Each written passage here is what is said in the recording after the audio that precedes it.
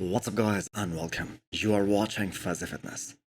Contrary to many young bodybuilders who have underdeveloped back as their biggest weakness, Regan Grimes' biggest strength is his back. Phil Heath had probably the best back double bicep of all time. Ronnie Coleman is a very close second. Now there are a lot of people who prefer Ronnie's back over Phil Heath's, and I totally understand their perspective as well. Now, the reason I think Phil Heath's back is the best ever is because there was so much going on in Phil's back head to toe. He had that 3D round and bubbly muscles up top. Not to mention those hamstrings. Those were one of the most ripped set of hamstrings ever. And not everyone in the pro ranks can achieve those string cord-like appearance. And the reason I'm mentioning that here is because Regan does possess that quality. And with a bigger and denser back up top, he is gonna be super dangerous. So the fans are loving this idea of him doing the European tour. This will give Regan Grimes 3 attempts to perfect his peak. Yes, he will be doing 3 shows before the Olympia this year. And let's not get into that debate that bodybuilders can peak only once per year. Milos, who is his coach, he used to compete more than anyone. And we can all agree that he was spot on almost every single time. So the main competition that he's gonna be going up against is Nathan the Asha. And I think we should all be excited to see this rematch between Regan and Nathan. As the last time they competed against each other, Regan did beat him. That was back in 2021, and the competition was Prague. So Nathan is one of those IOB pros who has a great record. I mean, the man has 9 pro wins and going for his 10th one. So the resume speaks for itself. However, he hasn't stepped on that Mr. Olympia stage since 2018. And the field has changed so much in the last 4 years. The talent has evolved in a positive way, I would say. Better and more streamlined physiques are being rewarded. And Nathan is a big guy. And he has a long torso with a small waist. So we will see how it goes for this man.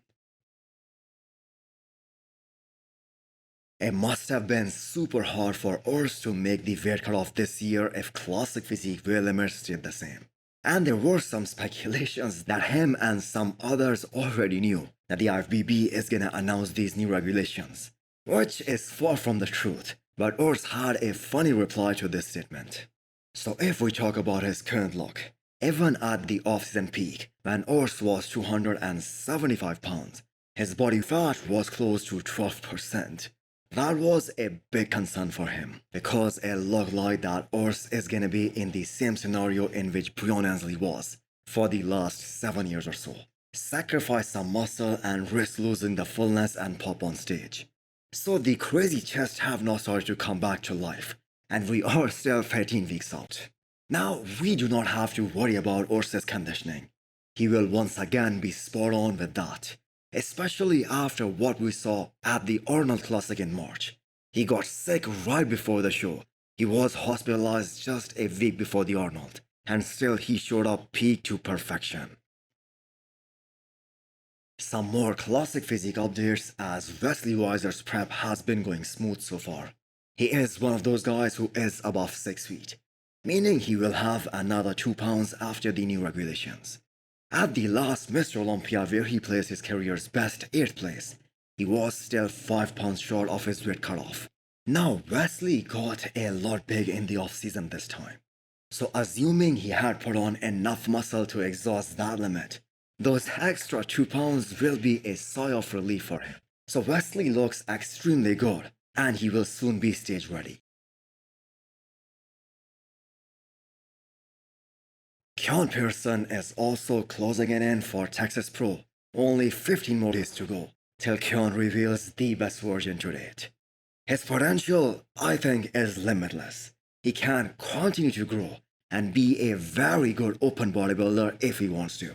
Only a few guys in the history of the sport are able to create that kind of illusion, which Keone is able to make on the bodybuilding stage. He weighs 210 pounds but looks a lot bigger than that. Last year at the Olympia, he was below 200 pounds. And honestly, if he ever gets up to a point where he weighs 212 pounds, on the day of the show, that physique will be remembered forever in the bodybuilding history as one of the best ever. So hit the thumbs up button if you liked the video and smash the subscribe button if you wanna come back for more.